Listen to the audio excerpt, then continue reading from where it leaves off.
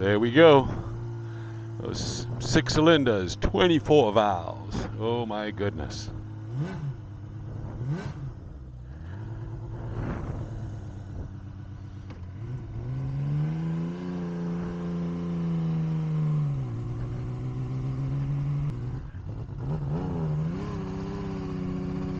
All right, and off we go.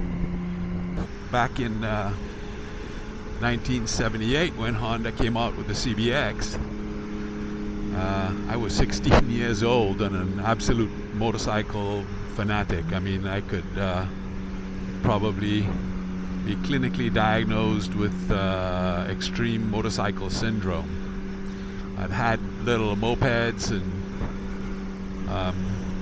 those Sears Roebuck, small wheel bikes with the 3 horsepower lawnmower engine in them,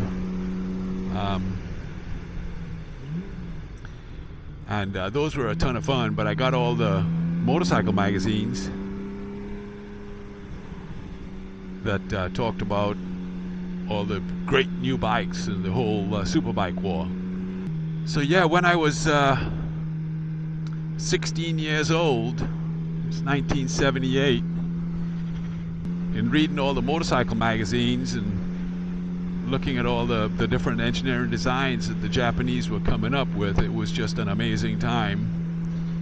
And then in 1978, Honda came out with this machine, which was a technological tour de force. I mean, 6 cylinders, 24 valves, these cams here, twin overhead cams that are over 2 feet long. I mean, it was just a formidable looking engine. Okay, to me this is the pinnacle of the development of the Japanese air-cooled 4-stroke multi-cylinder engines. In their quest to get more and more power and to rev higher and higher, Honda went to the 6-cylinder design, which was sort of a copy of their race bikes, that they did a 250cc 6-cylinder 4-stroke for Grand Prix racing back in the 60s. But in order for it to cool properly, of course, the engine had to be, because it was air-cooled, the engine had to be fully exposed to the air. And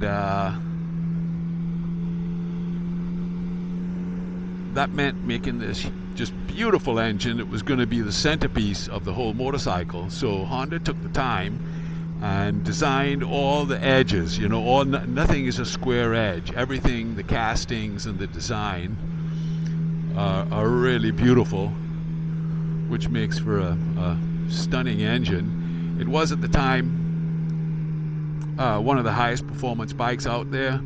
It revved at a 9,500 RPM redline, 6 cylinders, 24 valves. I have this one set up reasonably well. I have good shocks on the back.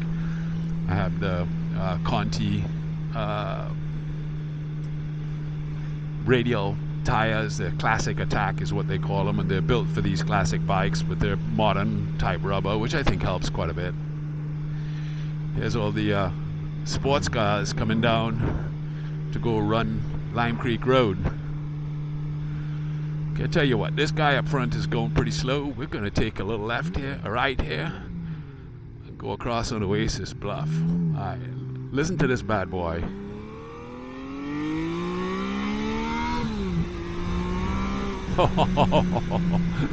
I mean, listen to those 6 cylinders.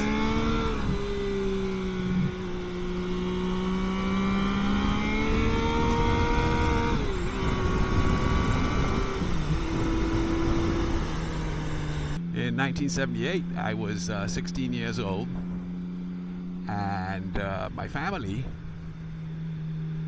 had a special trip planned that summer. I just turned 16. They got some special airline deal to Braniff, or one of those airlines that's not there anymore, and it was visit 3 cities in the US for one fee. I don't remember what it was, but it was some inexpensive way to go see. So we went to Miami, and we went to New Orleans, and then we went to San Francisco.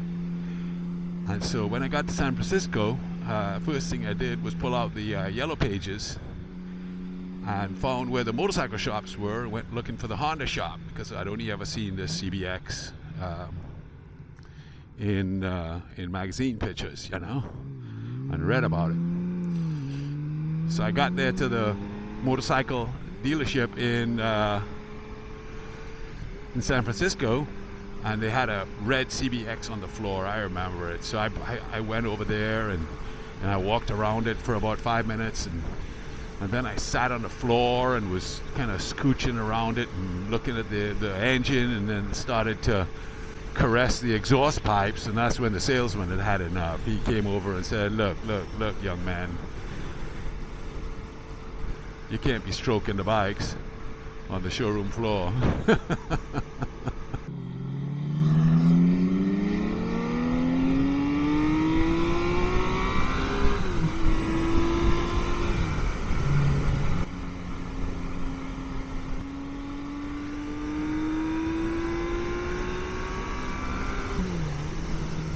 Gearbox is really close ratio.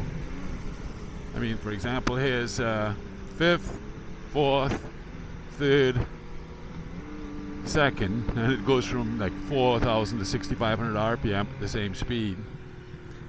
So that 2nd, 3rd, 4th, 5th is just wah, wah, wah, wah, wah. You know, this bike, the transmission works really well to where you can shift up and down.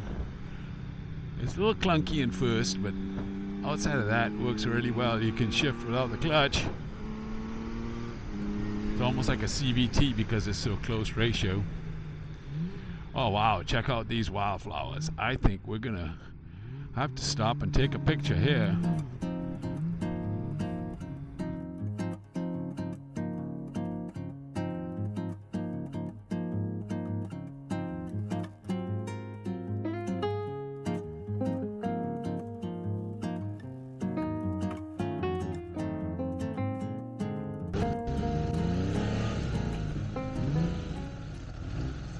There you have it, pulling up to the gate with the engine about to stall, running out of gas. Just perfect. Got those float bowls empty, pulling up to the gate, just running out of gas.